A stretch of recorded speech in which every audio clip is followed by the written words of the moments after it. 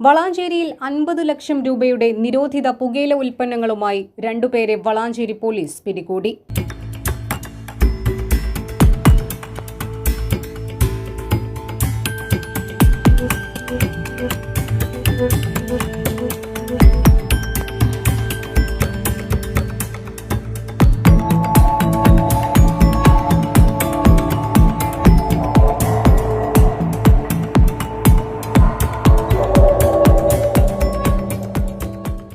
ചൊവ്വാഴ്ച പുലർച്ചെ 3:30 മണിയോടെയാണ് CI ബഷീർ ചിറക്കലിന് കിട്ടിയ രഹസ്യ വിവരത്തിന്റെ അടിസ്ഥാനത്തിൽ CIയുടെ നേതൃത്വത്തിൽ SI Santhosh Kumar, ASI Anwar, SCPO പ്രണവേഷ്, Shailesh, CPOമാരായ Manu, Ananthu, Ranjith, Girish എന്നിവർ ചേർന്ന് പരിശോധന നടത്തി പുകയില ഉൽപ്പന്നങ്ങൾ പിടികൂടിയത്.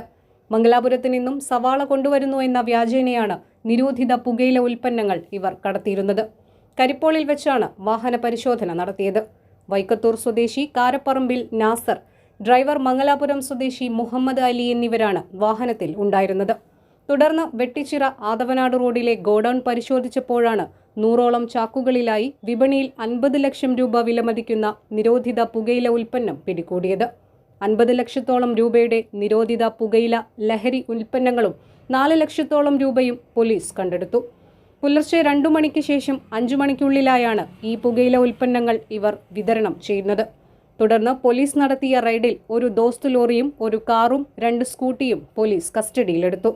അന്യസംസ്ഥാന തൊഴിലാളികളും വിദ്യാർത്ഥികളുമാണ് ഇവരുടെ ഇരകളെന്ന് പോലീസ് പറയുന്നു.